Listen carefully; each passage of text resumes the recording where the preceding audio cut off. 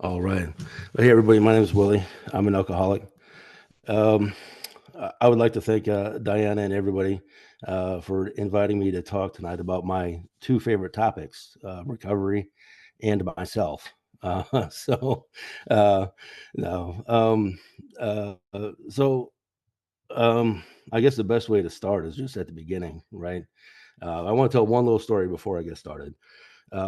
I the first time I ever did a speaker thing of any sort, I was freshly sober, probably 5 months, and my sponsor at the time said, "Hey, we're going to the treatment center, and you're going to talk." He didn't give me a choice; he just said, "You're doing it." So I said, "All right, I don't really know what I'm doing." He kind of gave me some pointers and this and that. I said, "Well, how long do I talk?" He said, "Talk as long as you want, and we'll take it from there. Just whatever you can do will be good." So I was nervous. Man, I was so nervous. I get there and I'm still shaking going to this treatment center. And we sit down and start talking. And then they look just like Diana just did, turns it over to me, and I start talking. And I talked for what seemed like to me about 45 minutes. Like I felt like I talked forever. And I get done talking. I look over at my sponsor and he presses his stopwatch. He's like, "Wow, 5 whole minutes." I was like, "Oh, wow." Like I was just so nervous. I was just rattling, just going and going. So anyway, at the beginning, let's see, like I was born in Iowa, a very small town, a town of like 400 people at the time. We've doubled our census. I think we're up to like 750 now. So a really huge town in Iowa, but one of those towns that the street lights turned off and at 8 o'clock and there was nothing going on unless there was a football game. Um, had a relatively decent childhood growing up. My dad was a carpenter, my mom was a nurse, just working folks, so didn't really have anything fancy, but I never wanted for anything either. Um, get into high school and start playing football, and that's where I found drinking. We won one game and we're like celebrating, and we go out to an after get together, and everybody else was drinking. I was like, well, I guess I might as well, and um, I remember my first drink. I was like, man, that tastes horrible. Like, why would people do that on purpose? Would just drink, like I'd rather have a water or a pop or something, But kept on drinking. And then I figured out real quick why people drank that nasty stuff, right? Like, um, it gave me the effect that I thought uh, at that moment. I was like, wow, I want to experience this every day for the rest of my life. Um, so going through high school, I drank as much as I could, when you could as an underage individual, whatever you can get your hands on here or there. And um, go through the next couple years of high school, just drinking whenever I could get a chance. I got a job just so I could have money to drink. Um, so I graduate high school. Um, excuse me. And I kind of knew that if I would attempt to go to college, that I wouldn't finish. I just somehow knew that. My two older brothers had joined the Air Force, so I was like, well, I'll just go and follow their footsteps, So um, I joined the Air Force, and actually my first day of basic training was my 18th birthday. So I get there and um, get trained up, and I really decide while I'm in basic training that I'm not going to drink. I'm going to give this Air Force thing a real honest shot. I'm going to do everything I can to do everything right, and see how far I can take this. The plan at that point was to do 20 years and get out and have a retirement and do whatever. So um, go to basic training and then through tech school where they teach you how to do your job. And there was people all around me getting in trouble for drinking in the dorms or doing dumb stuff when they were drinking and whatnot. And I was doing my best. And at that point, it didn't bother me that much that I wasn't drinking. Like to me, I had a purpose for not doing it. And that point, I don't think I was really, um, I wasn't an instant alcoholic. We'll put it that way. Um, I, uh, so I get out of tech school. Go to my first duty station, which is off at Air Force Base, was 4 hours away from home, which was great because I still had a girlfriend that was back home, and I could go back on weekends and see her. And so things were going good for about maybe about a year. And then one of my staff sergeants that was in charge of us was going on a temporary duty to Nellis Air Force Base. I pumped gas in the Air Force. I refueled the aircraft. So they were doing a big exercise where they were flying a bunch and they needed more people. So they sent him to kind of help with numbers of people that were able-bodied to pump gas and knew what they were doing. But when he left, he asked me and another friend of mine to watch his apartment for us, which was awesome because that meant we could get out of the dorms. We could, kind of stretch out a little bit and do whatever we wanted and not really be under the thumb of Father Air Force, right? So we're sitting in his apartment one Saturday morning. And I was sleeping on the couch. My buddy was playing Xbox or whatever. Anyway, we hear this lady screaming in the hallway, and we're like, "What is going on?" And she kept screaming, and then we heard glass breaking. We're like, "Holy cow! Something big is going down!" So we peek our heads out into the hallway, and she's holding this fire extinguisher like a baby, just hanging on to it. She's like, "I don't know what to do. I don't know what to do." Well, we had fire extinguisher training because of dealing with hazard materials and stuff. So my buddy grabs the fire extinguisher and we go running into the smoke, because we figured out what was going on pretty quick. And walked in. It was just horrible. She was cooking French fries on the stove, and she was cooking a steak on the grill and trying to split her time. And while she was outside at the grill, the stove caught fire. So the whole kitchen was up in flames, just everywhere. So my buddy starts using the fire extinguisher. He's like, "Hey, this isn't going to be enough. You need to go get another one." So I run out and grab another one and come back. And I do that 5 or 6 different times. On that last time, back in with the new fire extinguisher, I trip over something that I didn't remember it being there before, but I tripped over it. But it was like I needed to get this fire out. I wasn't really stopping to think about what that was. So I get into the kitchen to give my buddy that fire extinguisher, and he's gone. He's nowhere to be found. I go outside. I go out the back. I go every room in the apartment that was on fire. I can't find him anywhere. So then I go back down that hallway that I tripped on something, and I trip on it again. Only this time I fully trip, and I come face to face with my friend who had passed out in the hallway due to smoke inhalation. And so I get him picked up, but I still don't know how I got this kind of strength or energy at that point. But I got him picked up and carried him out to the stairs. It was like a half stairwell, like there was a half stairwell on landing and another half stairwell on a landing. I got him to the stairs and I tripped, and him and I both went tumbling down the stairs. And I just remember like kind of looking like, okay, what's going on now? And I had to kind of get my bearings again. And I realized he was still passed out and he was on top of me. So I get out from under him, get him picked up again. And I remember saying, "Hey, buddy, I can help you, but you've got to help me. We got to get out of here together." Um, and he didn't hear me. He was kind of out of it, just passed out. But slowly he kind of came to and started walking with me, and I slung his arm over my shoulder and we walked the rest of the way out, and got him on a picnic table, and he started breathing again and sat up and was doing okay. And by that time the firefighters came to finish the job that we had done already, right? So they show up and they go in, and the ambulances come, and they get him checked out and check out my hand, because one of the fire extinguishers that was behind glass didn't have one of those like metal breaky stick things that they have attached to them. It was just gone.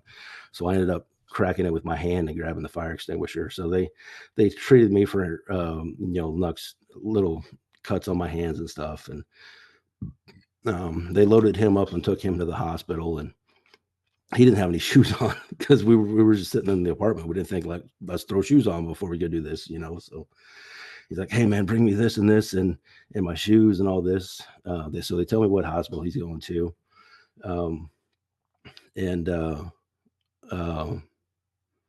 so I go get all the stuff and go get him and come back, and didn't really hit me exactly what had happened at that point in time. Like you're still kind of in shock and processing everything, figuring out what had transpired, and um, the how big the situation was really kind of sunk in over the next couple of days, and it really started to bother me that I had left him. You know, I felt like I had left him to die in that hallway, and it really just gnawed at me. And it's something I couldn't shake for years and years.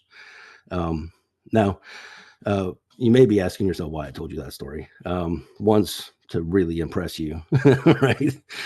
The other is those words that I uttered to him, not even being in recovery. The words I uttered to him in that hallway is, "Buddy, I can help you, but you're going to have to help me help you." And I think that encompasses recovery as a whole. Of I can help you, but you're going to have to help yourself. You know, you're going to have to help me. You know, get you to where you need to be. You know, if we don't do what we need to do, we're not going to recover. So um, after that point, after the fire, my drinking just took off. I was right back to where I was, if not worse, than I was in high school. Um, just drinking, and I was still underage, so I was having to, you know, do favors or, you know, figure out how I was going to get my alcohol. But um, so um, that happened in October, the fire. In let's see, in December, I was arrested for a DUI, leaving a bar.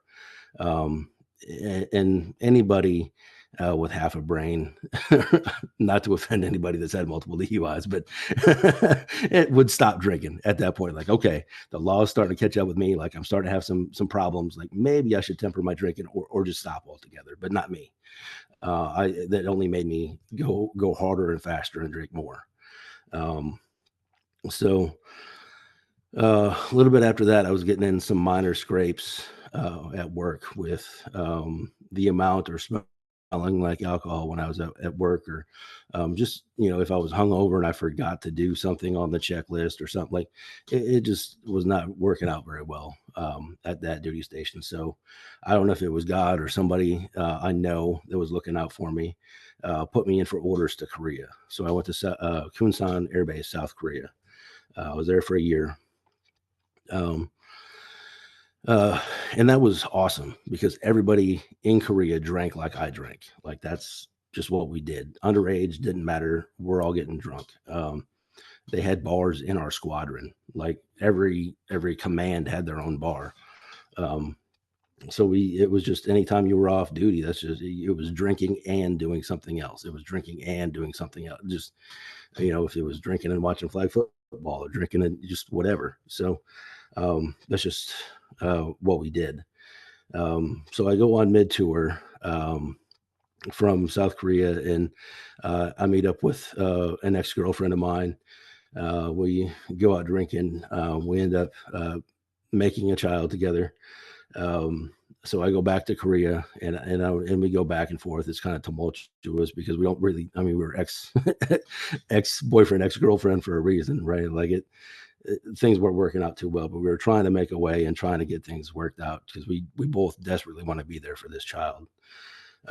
So I come back stateside, come to Moody Air Force Base in South Georgia, basically Florida, but just a little bit into Georgia. So get there, and I take leave to go be there for the birth of my daughter. Um, and get up there, and um, I didn't go straight there. If I had left Georgia and drove straight, it's the 22, 23 hours, depending on how fast you drive. I could have been there for the birth of my daughter. Um, However, me being young and dumb, decided I need to stop at my buddy's house and get drunk before I got there. So that delayed me about 16 hours. So first time I met my daughter, she was about 16, 20-ish hours old. Um, and looking at that kid, just something in me just immediately changed right then and there. I knew I couldn't continue doing what I was doing. So me and her mom patched things up and we talked things out and we worked it out that she would move down to Georgia and we would, we'd try to make this work. Um, so they moved down and things were going good. It's one of the only outside forces other than the program of Alcoholics Anonymous that has ever kept me sober was my daughter. Yeah, I really was, going to work and coming home just like I would leave work early as early as I could to get home and go see her and spend time with her. And, which is completely different because I would be leaving work early to go drink before, um, and that went well for, maybe about a year or so. And then trouble in the relationship started. Um, and it started back seemingly innocent, right? Like I just got a six pack and I would have one or two at dinner and that would be it. And then the next week I would have one or two at dinner, and then the rest of the four, at the end of the night, going to bed. Um, and then it just picked up and picked up and picked up to where I was just, getting a bottle of whiskey and a 30 pack of Busch Light on the way home from work just to make it through, you know, the weekend, and not even the whole weekend, like halfway through the weekend. And I was in a county in Georgia that didn't sell liquor or booze or beer on Sundays. So I really had to plan ahead because I didn't really want to drive up to base because the Air Force bases or military bases are not under the jurisdiction of the state. So they could go up there and buy liquor. So, if I ran out, I'd try to go up there and get it. But so I end up getting deployed, if you want to call it that. It wasn't really a deployment once I tell you exactly what happened. But so uh, my wife and my kid decided to move back to Nebraska um, while I'm gone. So I get all my pre-deployment stuff done and get all my bags packed and away I go. Right, I'm going to Turkey, which I didn't even know was a country. I thought it was a bird, but turns out it is. So we get there and get to the base, and I'm like, well, this is 6 months of no drinking. I was kind of resigned myself to that, like, um, and then like a couple of days into it, you realize it's not what you thought it was. Like a deployment to Turkey is not anything. Like on your off time, you can still go off base and go to the bars off base. You can still buy liquor on base. Like it's not the run of the mill deployment you think of going to the Middle East. So, um, with my kid, being away from my kid and all that, and really not knowing anybody there, I just filled my time with drinking, and I drank a lot. Um, Drinking so much to where I would miss phone calls to my kid. Uh, I would miss, being able to be there, talk to her, and things that I had promised her that I would do. Um, so about halfway through that deployment, she tells me that, or my wife tells me that she would like a divorce and that she's done and this and that. So uh, that starts, and that spirals me even more. Um, and me being who I am, I guess I started looking for comfort in every way. So I was looking for comfort, drinking and trying to find another girlfriend at the same time. And I did.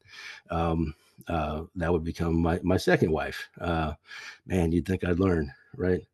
Um, so, that deployment, I come back home and dealing with how we dividing stuff up, and she's telling me what she wants and this and that, and so the whole time that's going on, I'm thinking in my head like I'm in Georgia, my kid's in Nebraska. I've got to figure out a way to get closer to her.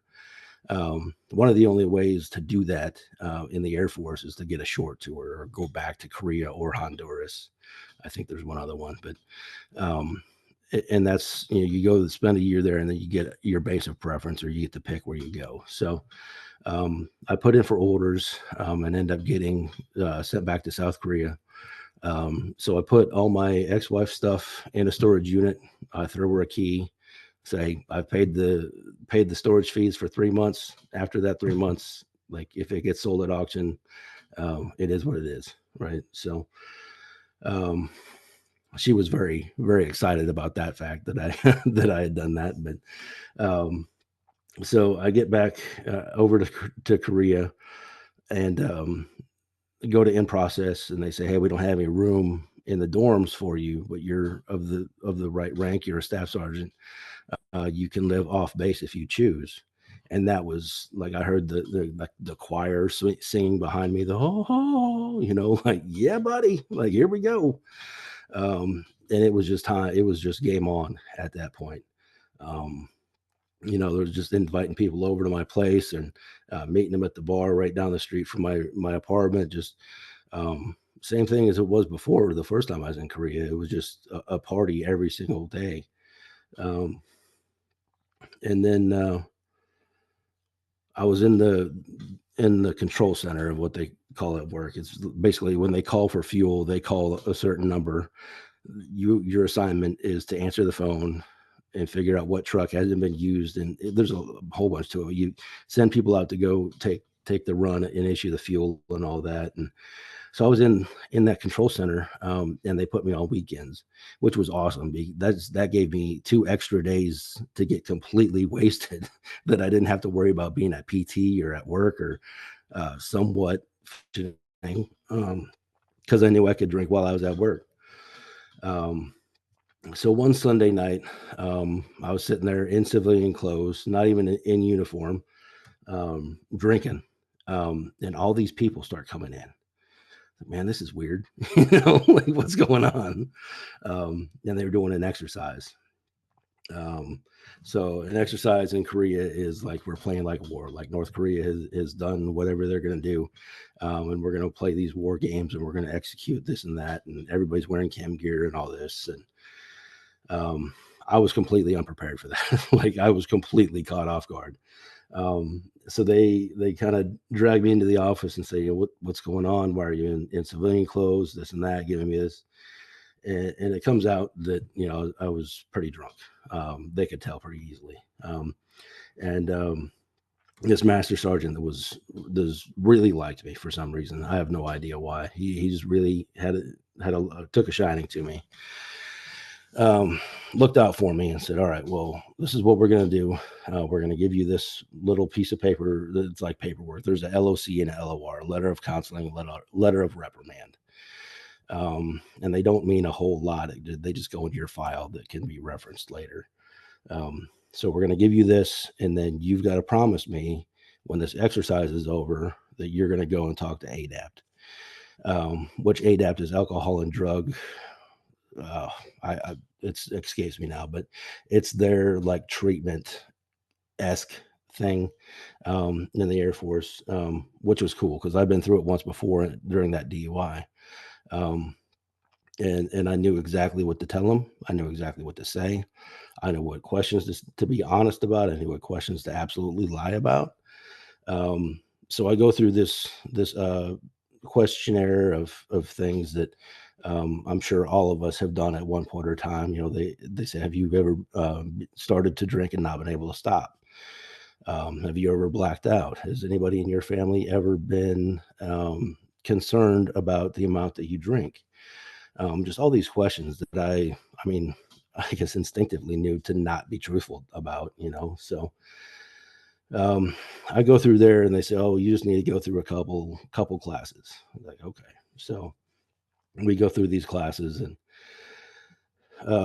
at the end of this one particular class, there was a guy who was a retired guy. And he came in to talk to us, and he was telling us about how he got sober, much like this right now. But he was talking about his point in time where he was out drinking and he was driving back on base and went to go give the base guard his ID, and he dropped it and kind of fumbled around, and the gate guard was like, "Wow, you've been drinking?" And he said, "Yeah, I have, and I need some help." And I remember at that point, I was like, "Why the hell would you say that?" Like what's wrong with you?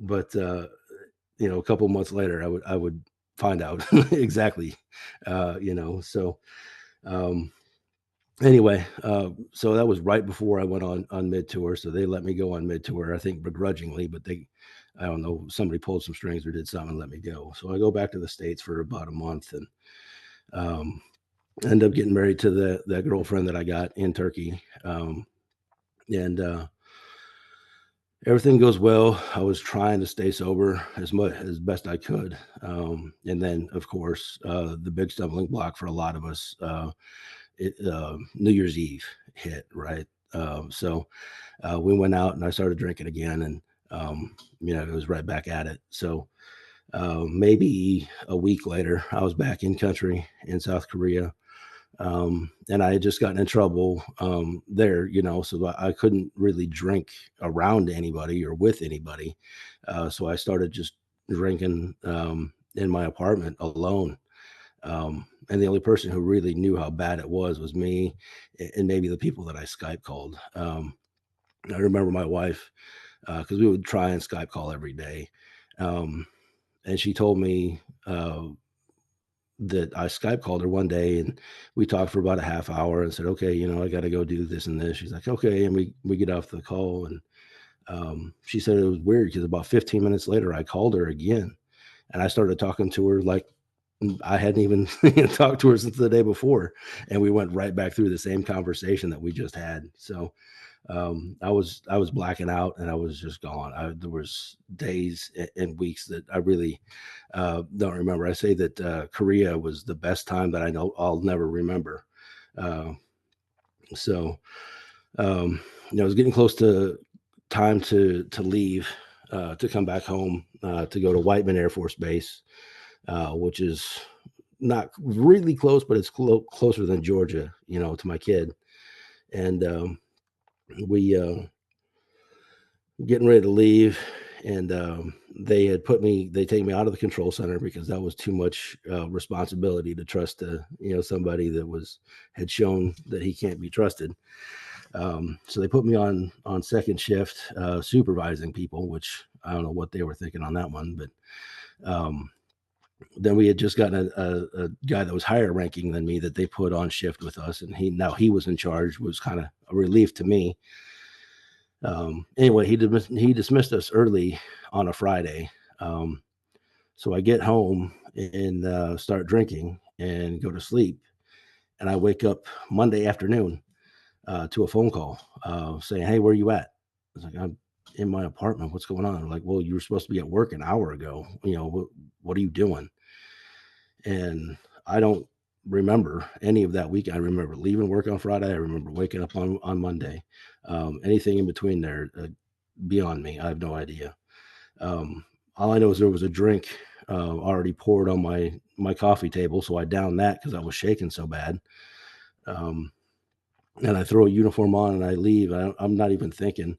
Um, Anybody who's a military veteran in the group would understand this. I left my apartment without my hat or my ID.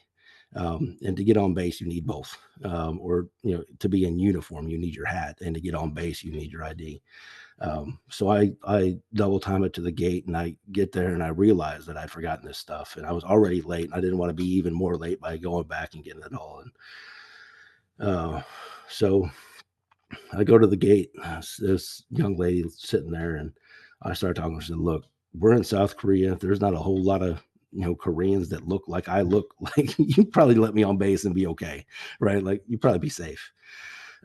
Just trying to reason with her, and then I realized I had my line badge. So to get on the flight line, you have to have a different ID that says this guy's okay to go and refuel aircraft and do whatever. So um, trying to show her that, like, oh, can you let me on? I did what I just did just a little bit ago, and I let out a big breath, and she, whoa, Sergeant Coons, did you have something to drink last night? Are you drunk? Or what's going on with you? And I uttered the words that I heard, 6 months before that I thought I never would. I said, yes, I'm drunk and I need some help. And even the words coming out of my mouth shocked me. Um, but I think at that point I was just tired, just utterly tired of what I was doing and how I was living. Um, So they come and pick me up. It was kind of funny. The two security forces guys come and pick me up, and I do the whole okay, take me away, and they kind of look at me like, what? you know, like, you want us to put handcuffs on you? Like, I thought that's what we're gonna do. They're like, there's two of us. You're drunk. Now get in the back of the car. Like, okay, you got a point there, buddy. So um, so we load up and go in, and they do whatever they've got to do, and they get me back to my chief, and he's upset, and rightly so. Like at the time, I was like, "Why is he so angry?" But like now, I get it. Like he's justifiably upset with me. Um, so they yell at me for a little bit and send me home. Say, sleep it off, come back to work. So I white knuckled one day. One day I went home, I didn't drink. I was like, man, my goose is cooked. I'm in trouble. Um, and I walked back into to work the next day, and people may not have been looking at me any differently, but I felt like they were. I felt their eyeballs. I felt their judgment. I just felt like they were singling me out on everything they told or asked me to do. Um, so I went home after that day, and I got drunk because I felt like I deserved it. Um, and So I came back uh, a little bit early the next day because I figured like they like that. So they assign me when you get in trouble in the military. The old joke is to fill up sandbags, but they've gotten a little more creative since then. So my job was to sweep out a garage, a maintenance garage, and clean the drainage pit of the garage. Um, so I started doing that, and I got really tired. Um, I was like, man, I could probably sneak out a nap, and nobody would know. Um, so I found a spot and went and laid down, and that same master sergeant that was in charge of me when I was in the control center was doing for some reason, I have no idea why, doing a check of the area. And he came by and found me sleeping. And he said, what is wrong with you? Are you drunk? And again, the honesty that came out of my mouth, I don't know where it came from. I said, yeah, I think I am. And again, they go off and start doing their thing and taking blood and doing what they need to do because they're at this point they're getting ready to prosecute me. So that was beginning of April. On April 18th, I got non-judicial punishment in Article 15 for being drunk on duty. Um, it reduced me in rank from staff sergeant to senior airman. A few other things that really are more procedural than anything, but that was the biggest thing because my staff sergeant, other than my kid, my staff sergeant's rep mattered the most to me of anything. So, um, so go back through ADAP for a third time, and this time I'm not lying to them. I'm answering the questions like I need to, and So, well, you definitely need some treatment, but you're so close to leaving country that we're not sure if we're going to do it here or if we're going to send you back home. Um, but that's not your decision to make. We're going to make it for you. We'll let you know what we decide. So I'm kind of in limbo. And then they come down and say, okay, well, they're gonna ship you back home, and then you're send you to treatment. So a PCS, I go back to Georgia, get all my stuff, move up to Whiteman, Knob Noster, Missouri, check in there, and I was there for a week. I think I checked in on a Monday, and on a Friday, I was flying out to Colorado Springs for treatment, and treatment was good. It was all right. Um, it didn't teach me a whole lot, but it kept me sober for 30 days. So leaving there, I remember being walked to the um, the terminal, and I looked at the director of the program. I said, "Am I ready?" He's like, "No, but nobody is," and that scared the hell out of me. I was like, "Man," I mean, it was pretty honest, but yeah, I was really scared. He said, "I recommend you go back, you find AA group, and you get involved." So I did just that. I found an AA group that met just off the base and got involved, and like I was that story I told you earlier, started talking to treatment centers and things like that. And, um, things rapidly begin to change for the better in my life. And, I ended up getting out of the Air Force because of, the things I had done and force reductions and things like that. And, um, uh, I moved down here to Arkansas, and things got pretty good. So good that I stopped going to AA, stopped doing what I needed to. Um, and from about year 2 to year 7, I was not who I needed to be, to the point where my wife decided she wanted a divorce. And I almost ended up killing myself over the divorce. Things were said between her and I, and um, that I just wanted to end it. So begin my second trip into a mental facility, where I found out that I'm bipolar as well. So um, I was trying to cover up years of undiagnosed, untreated bipolar and being an alcoholic at the same time. So when I got out of that mental hospital, I doubled my efforts. I went to 4 meetings a week, 2 in my hometown and 2 just down the road from here. And uh, it wasn't an overnight fix, but things did get better, much better. And I always say that if you'd had me write down on a piece of paper what I expected to get out of sobriety when I first started, I would have shortchanged myself 100%, because the life I live today is so much better than the one I had, and I'm so grateful for that. Sorry, I looked at the time and I kind of panicked. I was like, "Oh, I gotta get sober. I gotta get myself sober and tell the good stuff about AA."